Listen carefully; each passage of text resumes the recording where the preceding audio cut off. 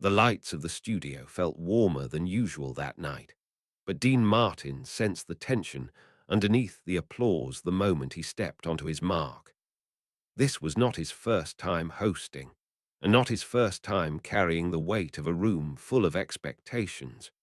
But ever since the quiet stand he had taken weeks earlier, when a young black singer had been mocked by a sponsor, and Dean had calmly shut the segment down on air, there had been a subtle shift around him. Smiles lingered a second too long. Handshakes felt rehearsed.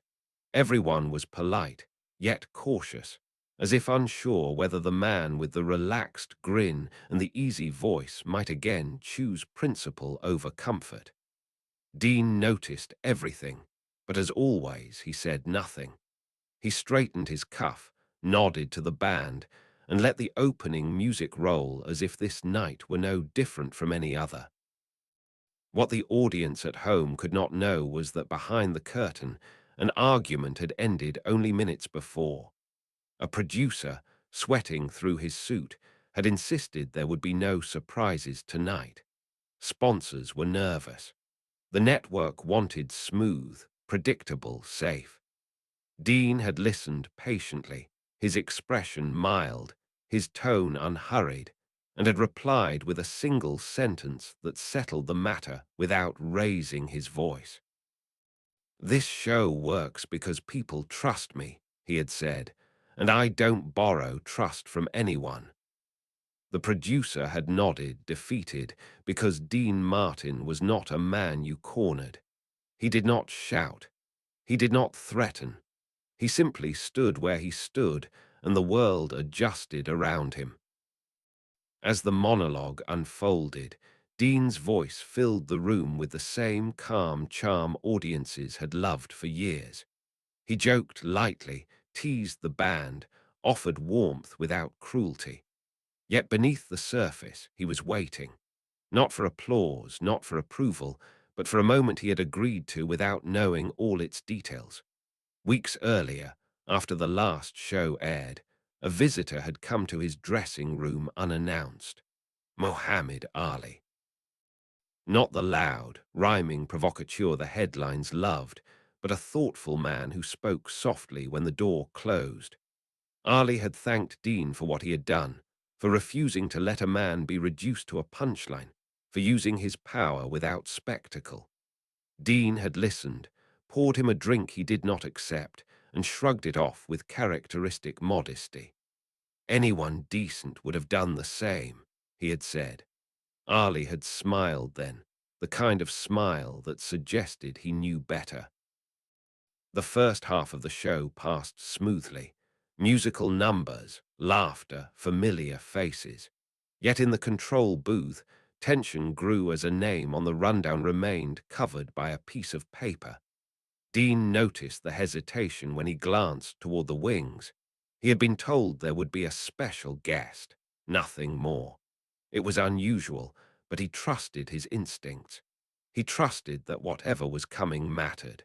And Dean Martin did not waste moments that mattered.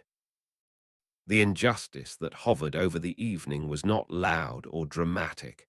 It was quieter, more insidious. A pattern of erasure and disrespect that had followed black athletes and entertainers everywhere they went, especially when they dared to speak about dignity rather than simply perform. Ali had been stripped of titles, ridiculed on television, called ungrateful and dangerous for refusing to be silent. Even here, in the polished world of variety shows, his name made executives uneasy. They worried he was too political, too bold, too uncontrollable. What they did not understand was that Ali's greatest weapon was not his fists, but his refusal to accept humiliation as the price of success. Halfway through the show, Dean turned toward the band, smiling as if to cue another routine, then paused. The room followed his lead into a hush that felt deliberate. He adjusted the microphone slightly, a small movement, but one that carried intention. "You know," he said evenly, We spend a lot of time on this stage entertaining each other, but every once in a while, it's good to remember why we're here in the first place. He let the words settle, not explaining them, trusting the audience to lean in. Then he looked toward the wings. Tonight, I want to welcome someone who reminds us that dignity isn't something you're given. It's something you carry. For a brief, breathless second, nothing happened. Then Muhammad Ali stepped into the light. The applause was immediate, but uneven like a wave that did not yet know its own strength. Some clapped enthusiastically. Others hesitated. Ali stood tall, composed, his expression serious but open. He did not play to the crowd. He did not bow. He simply walked forward, extended his hand, and Dean Martin took it without hesitation. The gesture was simple, unremarkable, and therefore powerful. Two men, different worlds, equal footing. Dean did not announce Ali with fanfare or explanation. He did not frame him as controversial or dangerous. He treated him as what he was, a guest, an equal, a man. They sat side by side, the band quiet now, the studio strangely still. Ali spoke first, thanking Dean for inviting him. His voice was calm, almost gentle, and it contrasted sharply with the caricature many had been fed. Dean listened with full attention, never interrupting, never rushing him. The cameras lingered on Dean's face as Ali spoke about respect, about being told to smile and entertain while swallowing insult after insult. He did not accuse anyone in the room. He did not need to. The truth carried its own weight. Then came the moment the network had feared. Ali turned slightly, not toward the camera, but toward Dean. I came tonight because I wanted to do something I don't get to do often, he said. I wanted to say thank you to a man who used his voice when it would have been easier to laugh and move on. The room held its breath. This was unscripted. This was dangerous territory for live television. Dean's reaction was not grand. He did not deflect with humor. He did not offer a speech. He placed one hand on the arm of his chair, the other resting loosely in his lap, and met Ali's gaze. You don't owe me thanks, he said quietly. You owe yourself the truth, and you've always paid that debt. The simplicity of the words cut through the tension more effectively than any monologue could have. Ali's eyes softened. The audience, sensing something real unfolding, fell completely silent. The turning point came not with confrontation, but with a choice. Dean turned slightly toward the camera and addressed the audience at home. There's a habit we've picked up, he said, his tone even, almost conversational. We cheer people when they win for us, and we question them when they stand for themselves. Maybe it's time we rethink that. He did not accuse. He did not lecture. He offered an invitation. Then he did something no one in the control room had expected. He stood. Ali rose with him, instinctively, unsure what was coming next. Dean faced the audience and began to clap, slowly at first, deliberately. The sound echoed in the quiet studio, a single rhythm that demanded a response. One by one, others joined in. The applause grew, not wild, not performative, but steady and sincere. Cameras caught faces changing, discomfort giving way to understanding, then to respect. Ali remained standing, his composure finally cracking as emotion welled in his eyes. He had been booed, mocked, stripped of titles, but this was different. This was recognition without condition. When the applause finally faded, Dean gestured for Ali to sit, and they did, the moment sealed. No speeches followed. No grand declarations. The rest of the show continued, but something fundamental had shifted. The audience laughed again, the band played, but the air carried a quiet reverence. People understood they had witnessed more than entertainment. They had seen dignity restored in real time. After the broadcast ended, the studio cleared slowly. Crew members lingered, some approaching Ali to shake his hand, others thanking Dean in hushed voices.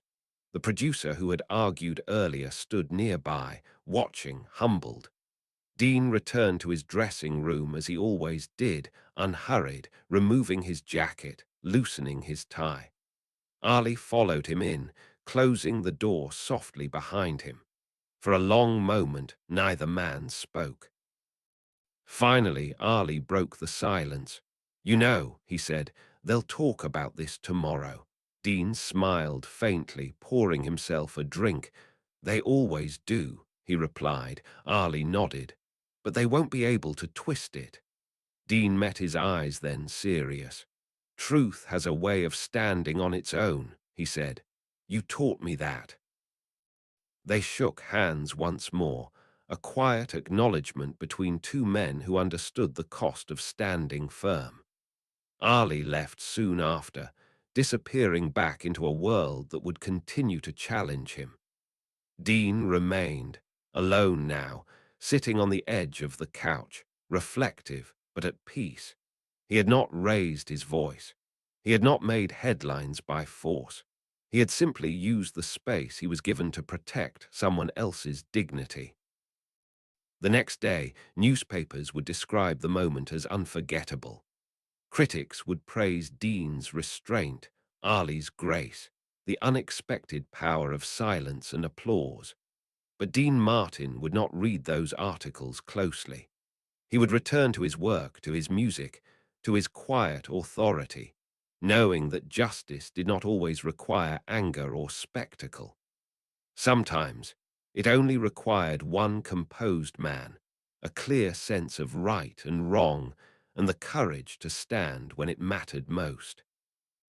The morning after the broadcast arrived without fanfare, but Dean Martin felt the shift before he read a single headline.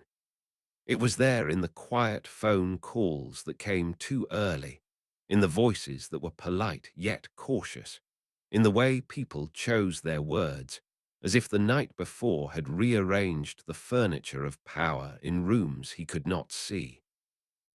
Dean sat at his kitchen table, coffee untouched, sunlight filtering through the window, and listened without interrupting as an executive explained how strong reactions were already forming.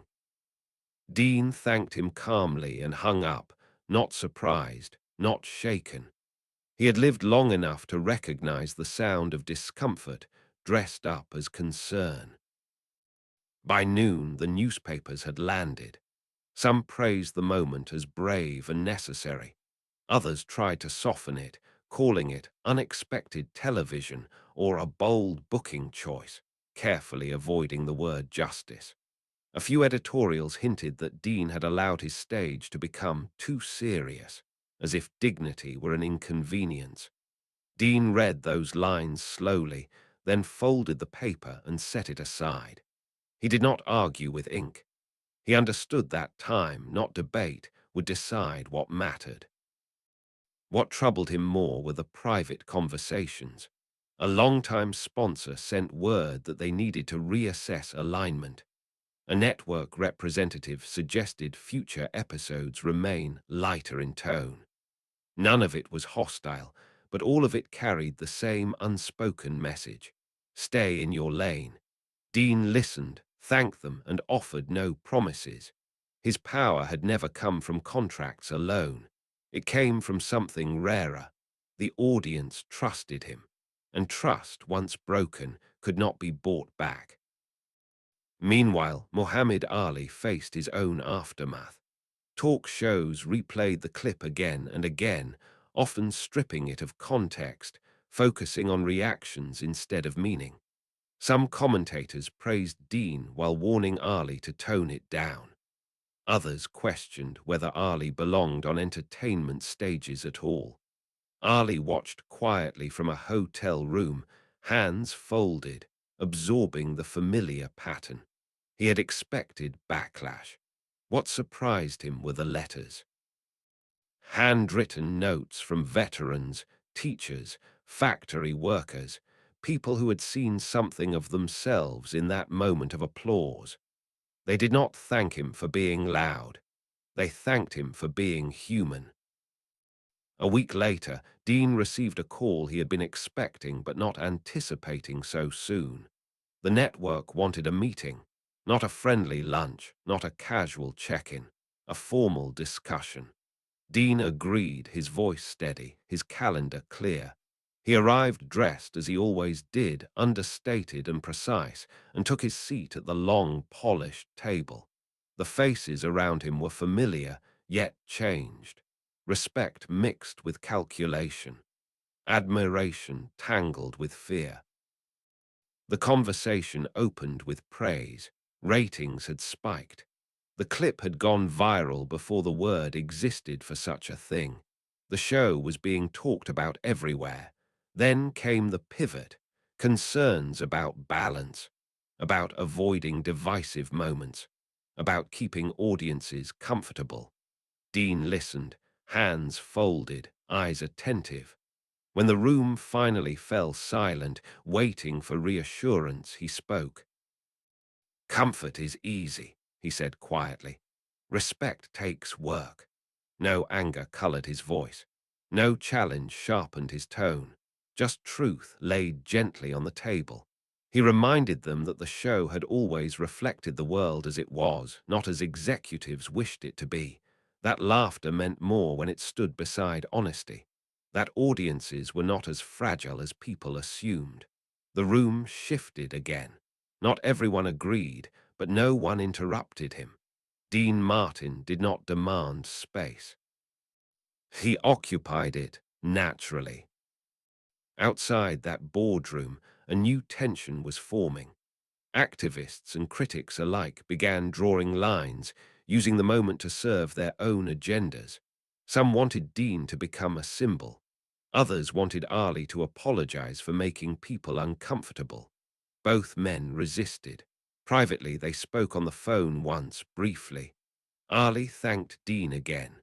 Dean deflected, as always, and instead asked how Ali was holding up.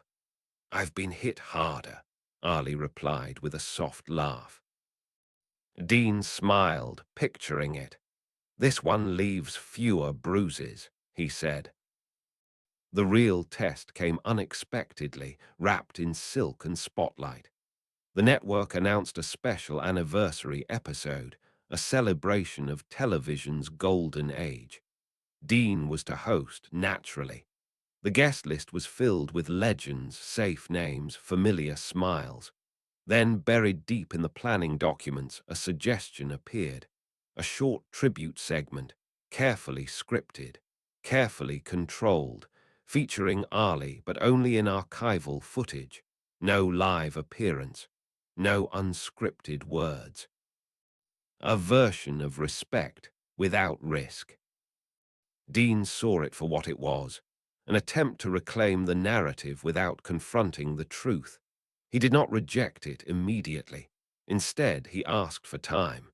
Days passed. Pressure mounted.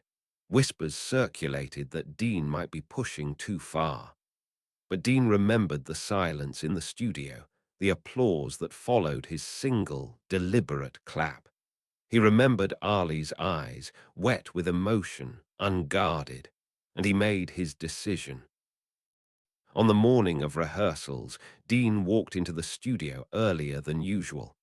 The lights were still dim, the seats empty. He stood at center stage, alone, and imagined the night ahead. Then he called the producer over. His request was simple.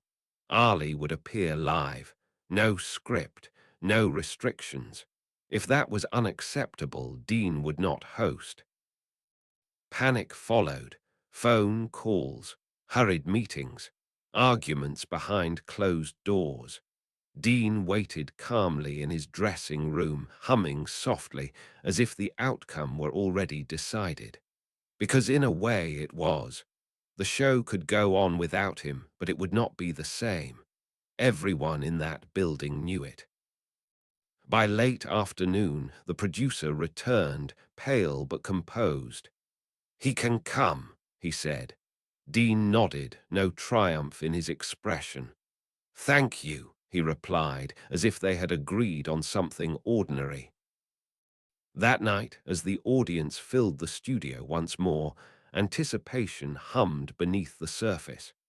The anniversary show was polished, celebratory, nostalgic. Dean guided it with effortless grace. Then, near the end, he paused, that familiar stillness returning. "We've spent a lot of time tonight remembering the past," he said. "But some moments don't belong to yesterday. They belong to now." Ali walked out again, and this time the applause came faster, stronger, unafraid. No hesitation, no uncertainty. Dean did not clap first this time. He did not need to. The room had learned. Ali spoke briefly, not about controversy, not about anger, about gratitude, about being seen, about the power of quiet allies who stand when it would be easier to sit. Dean listened, his face open, his authority unquestioned. When Ali finished, he turned to Dean and said simply, "You gave me room." Dean answered just as simply, "You filled it." The applause rose, full and complete, and this time there were tears without shame. Not just from Ali, but from audience members, crew, even executives watching from the shadows.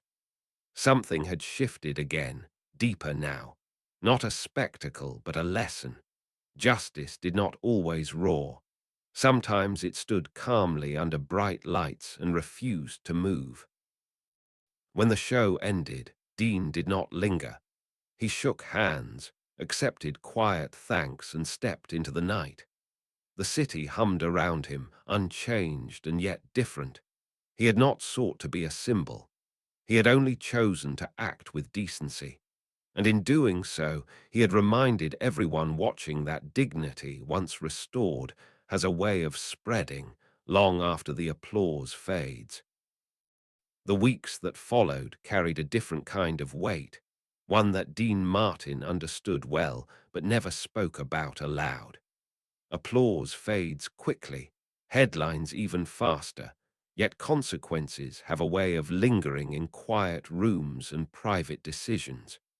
Invitations still arrived, smiles were still offered, but there was a subtle recalibration happening across the industry. People no longer spoke around Dean as if he were merely an entertainer. They spoke carefully, aware that behind the relaxed charm lived a man who would not trade his conscience for comfort. Dean noticed the change, accepted it, and went on with his life as he always had, steady and unshowy, trusting time to reveal what mattered. For Mohammed Ali, the moment on Dean's stage continued to ripple outward in unexpected ways. Colleges requested his presence not just as a fighter, but as a speaker. Churches, community halls, even quiet civic gatherings asked him to come and talk about dignity, about choosing self-respect in a world eager to strip it away. Ali accepted some, declined others, moving thoughtfully through a landscape that was still hostile but slowly shifting. Yet for all the public response, one question stayed with him. How long would the protection of that moment last once the cameras were gone?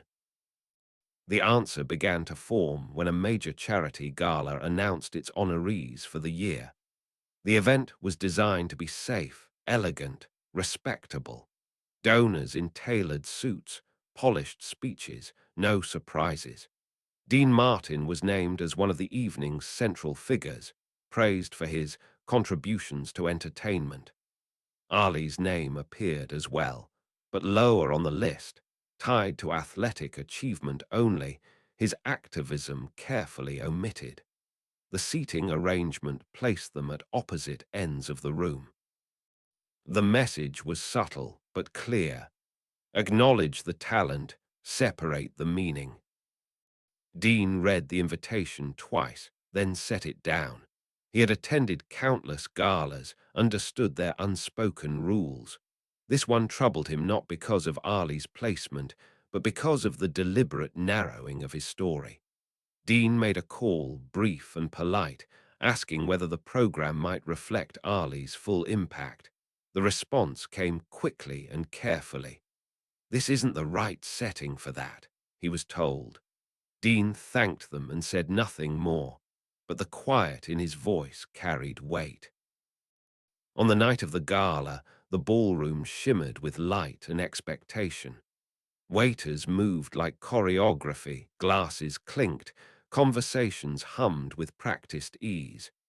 Dean arrived on time, impeccably dressed, nodding to familiar faces.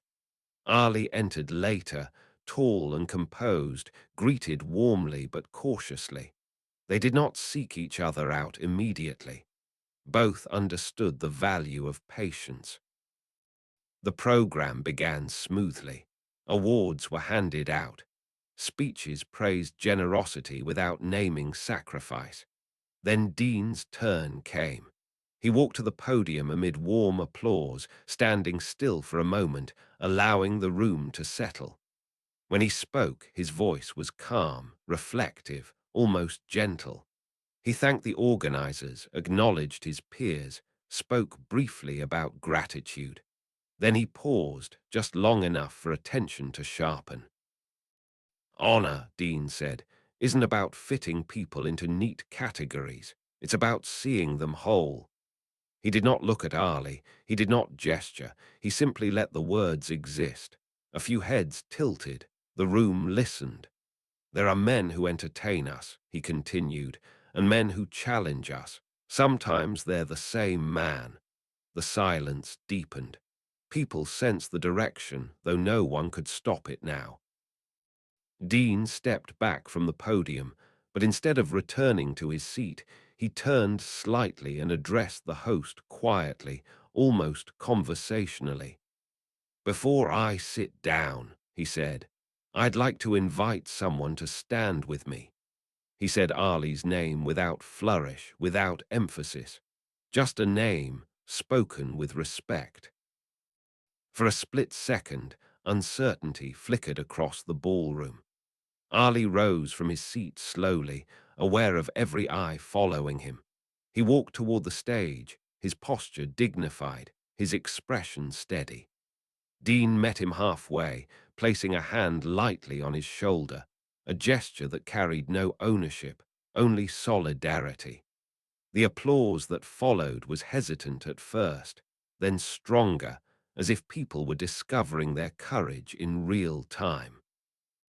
Dean spoke again briefly. "This man has paid a price for telling the truth about himself," he said, "and he has paid it without bitterness." Ali looked at him, surprised by the simplicity, the accuracy. Dean turned to Ali then, his voice lower. "You don't need a speech," he said. "You're already standing." Ali did not speak. He did not need to. The image of him beside Dean, equal in height and presence, did more than words ever could. The room shifted, not dramatically, but decisively. Donors wiped their eyes. Conversations stopped. Something uncomfortable but necessary had settled over the evening, and no amount of polite applause could erase it. Afterward, as guests filtered out, reactions were mixed. Some praised Dean openly, calling the moment unforgettable. Others avoided him, their smiles tight, their discomfort obvious. The organizers thanked him publicly and worried privately. Ali thanked him quietly in a corner near the coat check, his voice thick with emotion he did not often allow himself to show. "You didn't have to do that," Ali said. Dean shook his head. "Yes," he replied, "I did." The consequences arrived days later. Another sponsor withdrew. A planned appearance was suddenly postponed. Whispers followed Dean through studios and restaurants alike, but alongside them came something else. Younger performers sought him out, asking how to carry themselves, how to speak without shouting. Letters arrived from people who had seen the gala footage and felt something loosen inside them, a belief that quiet courage still had a place. One evening, Dean sat alone in his living room, the television off, the city humming beyond the window. He thought about the path he had chosen, not as a crusade, but as a natural extension of who he was. He had never believed dignity required drama, only consistency, only the refusal to step aside when silence would cause harm. Somewhere else, Ali trained alone, the rhythm of movement steady, purposeful. He thought about the man who had stood with him not once, but again, without asking for credit or safety. Ali understood then that allies were not always loud or obvious. Sometimes they wore calm smiles and spoke only when it counted. The story between them was no longer just about a single night on television. It was becoming something deeper, a quiet partnership built not on shared professions, but on shared values. And as the world continued to test both men in different ways, one thing had become clear. The hardest battles were not fought with fists or speeches, but with presence. And Dean Martin had mastered that art long before the lights ever turned on. The shift that followed the gala was slower, heavier, and more complex than any applause could capture.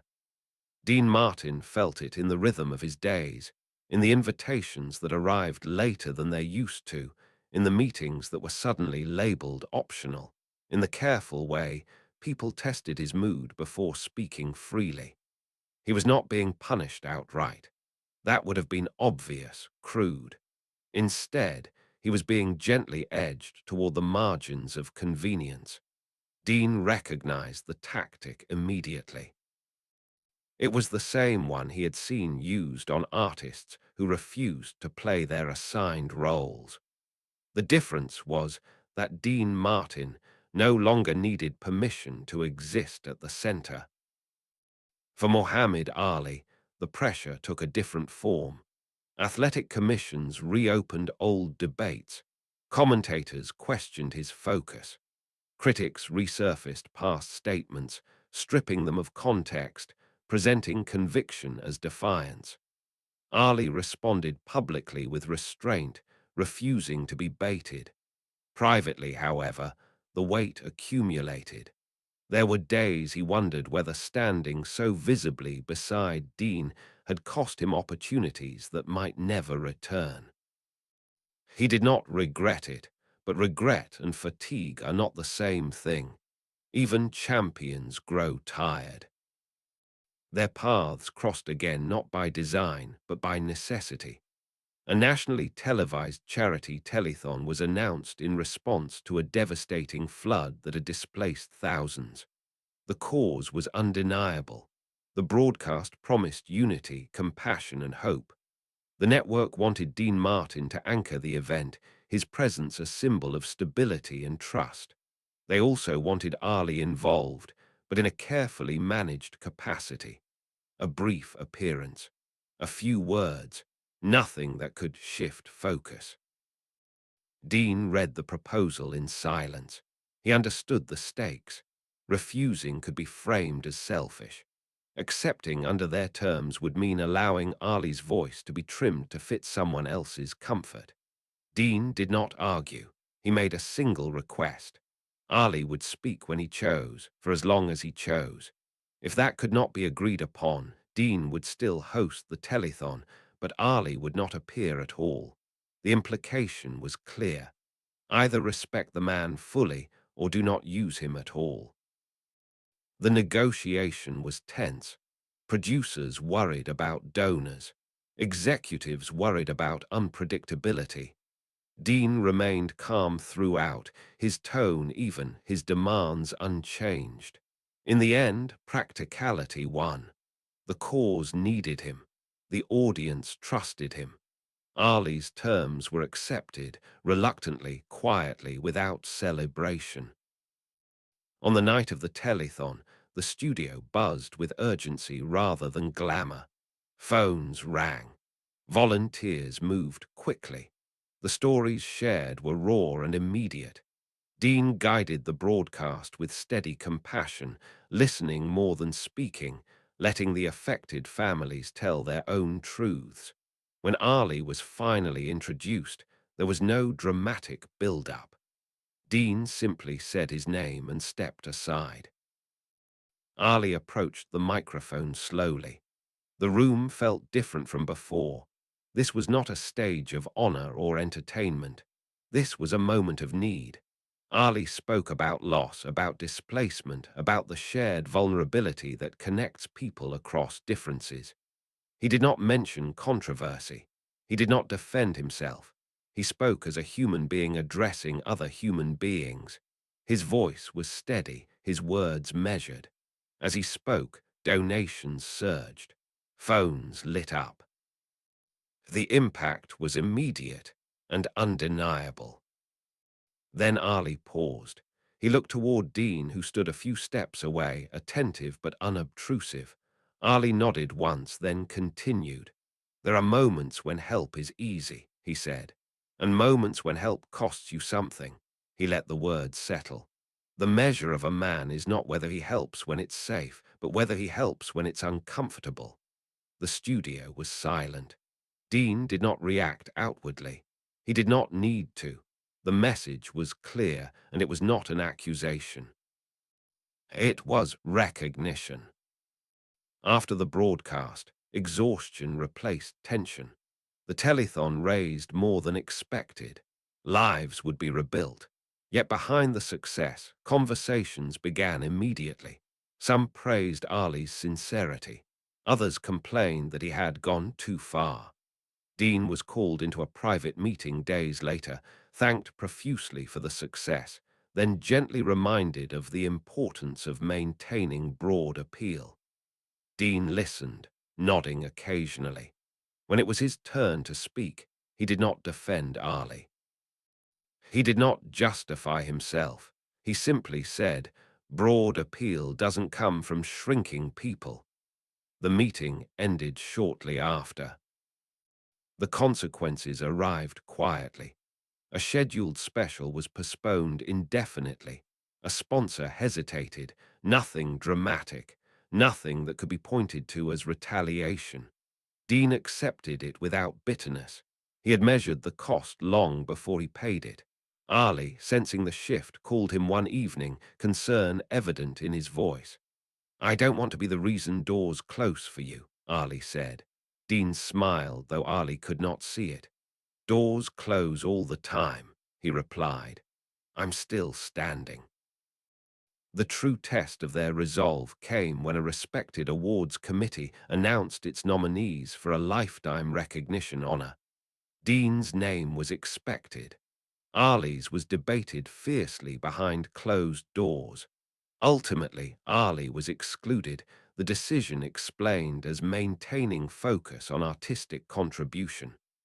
The omission was obvious, painful. Ali learned of it through a journalist, not a phone call. The old ache returned, sharp and familiar. Dean learned of it an hour later. He read the list once, then again. Then he made a call, not to the committee, to the press. He declined consideration for the honor.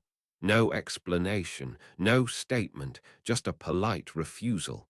The news broke quietly, then spread. Speculation followed.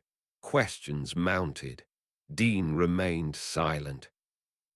When Ali heard what Dean had done, he was stunned. He drove to Dean's home without calling first, something he rarely did. Dean answered the door himself, surprised but welcoming. Ali struggled to find words. "That was your honor," he said finally. Dean shook his head gently. "Honor doesn't disappear because you don't accept a trophy," he replied. "But it does disappear if you accept it at someone else's expense." They sat together in the quiet living room, the world pressing in beyond the walls. Neither man knew what the long-term cost would be. Careers are not undone in a single moment. They erode slowly, invisibly. Yet in that stillness, there was no doubt. They had chosen correctly. Outside, the industry continued its careful dance, measuring risk, weighing image. Inside that room, something simpler held. Two men, different paths, united by a refusal to compromise dignity. The storm was not over. If anything, it was gathering strength. But as Dean poured two drinks and handed one to Ali, there was a shared understanding. Whatever came next, they would face it without spectacle, without apology, and without stepping aside. The backlash did not arrive all at once. It never did.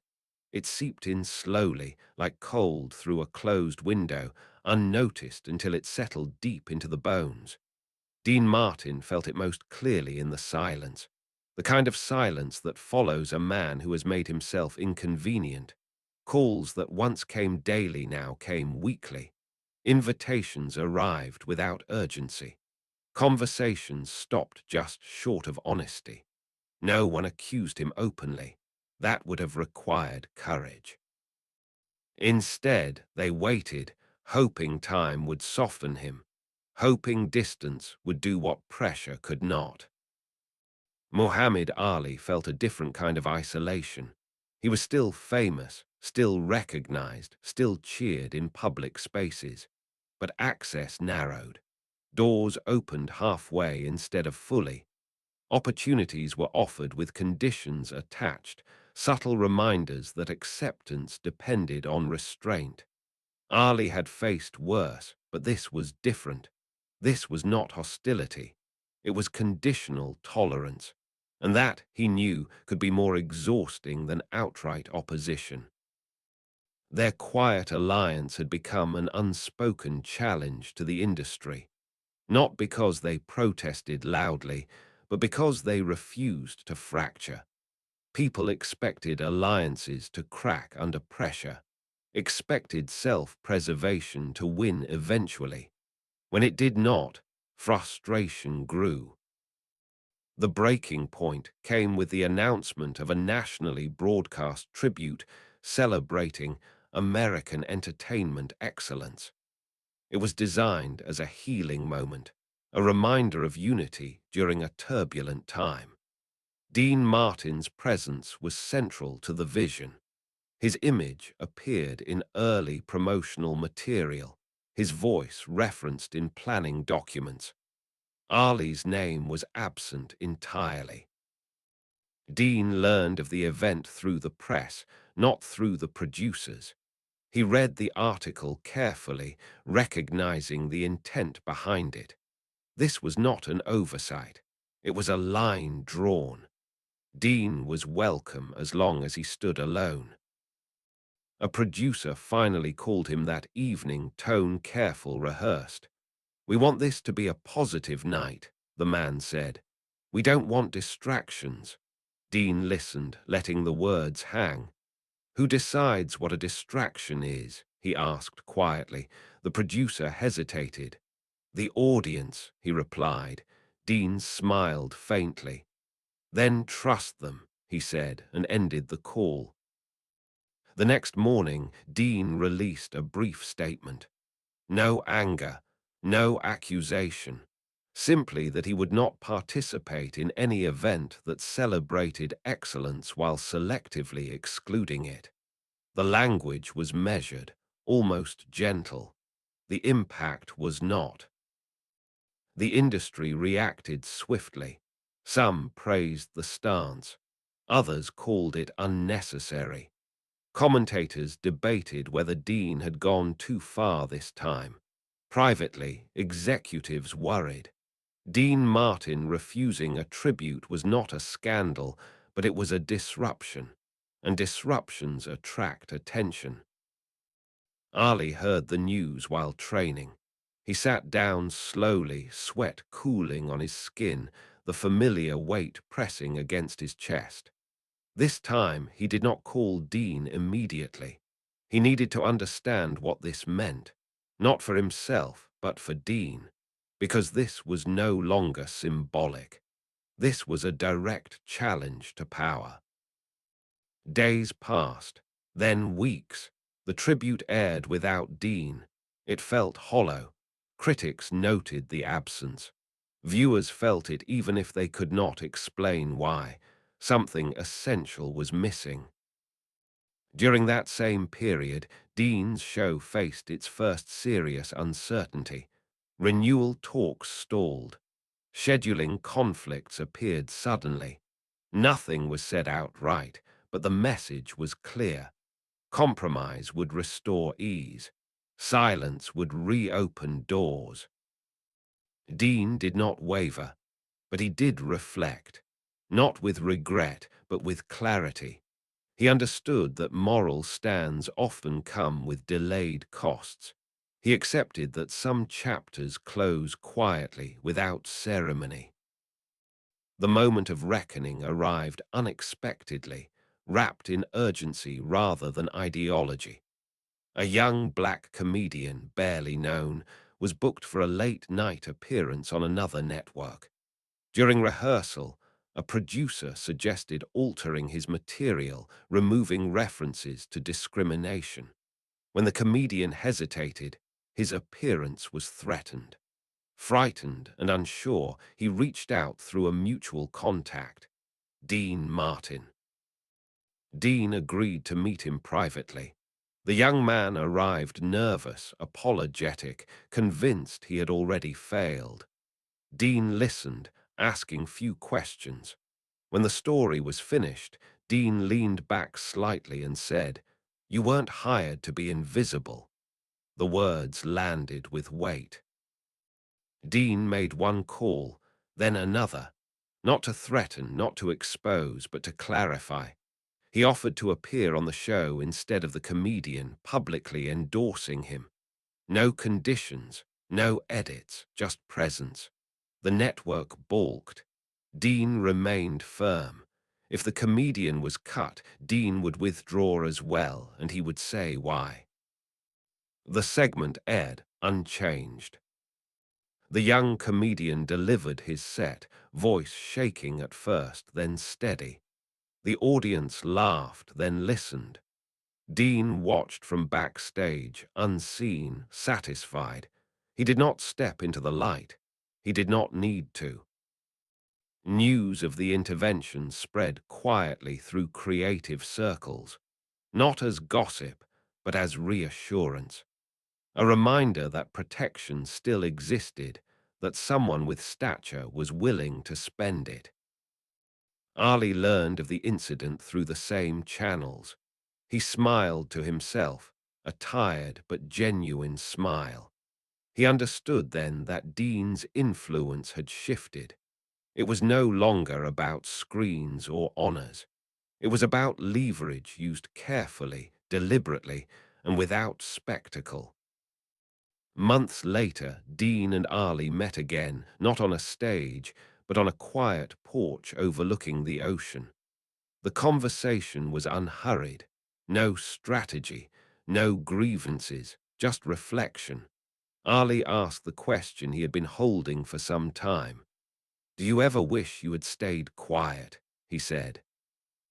Dean looked out at the water, thinking. "No," he answered. "Quiet is only a problem when it protects the wrong things." Ali nodded, understanding fully. The storm around them had not passed. It might never fully pass. But something irreversible had happened. Fear had lost some of its grip. Others were watching, learning, measuring courage not by noise, but by consistency. Part 5 did not end with applause or vindication. It ended with something rarer, alignment, the kind that costs you comfort but gives you peace. And for Dean Martin, that peace was worth more than any tribute the industry could ever offer. The final chapter did not announce itself with ceremony. It arrived quietly, the way lasting change often does, wrapped in stillness rather than spectacle. Dean Martin woke one morning to a house that felt settled, not triumphant, just honest. The world outside continued its noise, its arguments, its shifting loyalties, but inside him there was clarity. The season of proving was over. He had made his choices, paid their cost, and discovered that peace was not the absence of conflict, but the absence of regret. The industry, however, was not finished reckoning. A year after the telethon, the network quietly reached out again, this time without conditions, without rehearsed language. Ratings had dipped elsewhere. Audiences were restless. Trust, once taken for granted, was suddenly valuable again. They asked Dean if he would consider a limited return, a special program reflecting on legacy, culture, and the future of entertainment. Dean listened, not eager, not resistant. He asked one question. Who decides what gets said? The answer came honestly this time. You do, Dean agreed. When word spread, expectations ran wild. Some hoped for nostalgia, others anticipated controversy. Few understood what Dean intended. The program was not framed as a comeback nor as a statement. It was simply an evening of conversation, music, and reflection. No scripts beyond structure. No warnings. No erasures. Dean invited guests carefully. Artists, musicians, writers, thinkers. People whose work carried weight beyond applause. Muhammad Ali was the last name added, and this time there was no debate. The invitation went out openly, proudly, without hedging language. Ali accepted quietly, without press, without commentary. The night of the broadcast felt different from the start. The studio was full, but not tense, attentive. Dean opened the show without jokes, without performance. He spoke plainly about the purpose of art, about responsibility, about the quiet power of choosing decency when no one is forcing you to. He did not reference past conflicts. He did not defend his decisions. He simply spoke as a man who had lived long enough to know what mattered. When Ali joined him on stage, there was no surprise, only recognition. The audience applauded not because they were prompted, but because they understood the meaning now. Ali spoke about resilience, about mistakes, about forgiveness without surrender. Dean listened, occasionally nodding, occasionally smiling, never interrupting. Their exchange was not dramatic. It was respectful. Two men speaking as equals, not symbols. The turning moment came near the end, when Dean addressed the audience one last time. There's a lot of talk about legacy, he said. People think it's something you leave behind. I don't see it that way. He paused, letting the silence do its work. Legacy is how you treat people while you're still here. Then he turned to Ali. And some people remind you of that just by standing. There was no standing ovation at first. There was something deeper, a hush, people absorbing the truth of it. Then applause rose, not loud, not wild, but sustained. The kind that carries respect rather than excitement. Ali's eyes filled, but he did not look away. Dean placed a hand lightly on the table between them, grounding the moment without claiming it. After the broadcast ended, there were no parties, no speeches. Dean declined interviews. Ali left quietly. The next morning, headlines were thoughtful rather than sensational. Critics spoke of maturity, of growth, of a program that trusted its audience instead of manipulating it. Younger performers shared clips, citing them not as inspiration, but as permission. Permission to be whole. The lasting impact revealed itself slowly. Networks revised policies quietly. Producers became more cautious about silencing voices, not because they had been shamed, but because they had seen another way work. Dean did not take credit. Ali did not claim victory. Neither man sought to lead a movement. They had simply refused to abandon their values when it would have been easier to step aside.